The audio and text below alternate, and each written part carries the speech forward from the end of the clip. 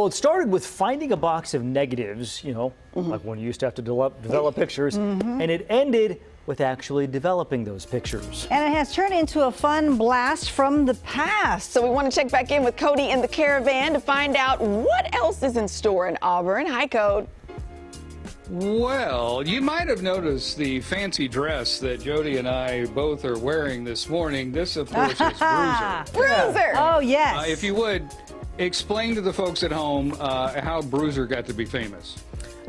He was begging for food one day when I was peeling an orange, and I looked at the orange, looked at him, I'm like, oh, that would fit his head. So I took the orange peel off and stuck it on his head and took a photo. Yep. And then she's made merch. I've got a pair of shoes. She's got shoes. She's got the dress. I've got the t-shirt. I have a bow tie. I have a hoodie. But what I don't have is a picture of Bruiser that was developed in the sun. So this process is called what? Cyanotype. Cyanotype. And this is something that folks at home can try themselves. Absolutely. You can get this stuff on Amazon. It's Okay. like 20 bucks, something like that. Okay. So what do we need to do? Let's show them. So what we do is we have two chemicals, part A and B, and you mix them together equal parts.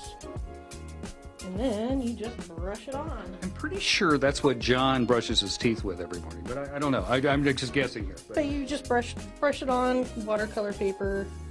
Watercolor paper works best, but you can also use scrapbooking paper.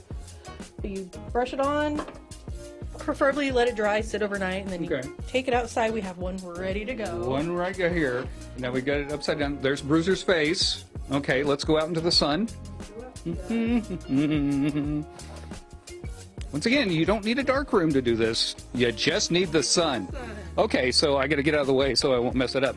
How long does this process take? It could take anywhere from like 5 minutes up to a half an hour, depending on, how dark your image is or how dark of an image you actually want.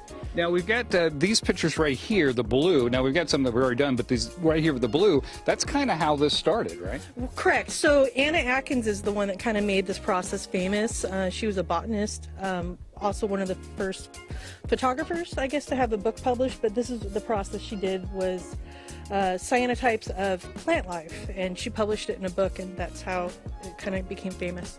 And once again, just like our female mountain climber, the first person to do this and have it published in a book was a female. Correct.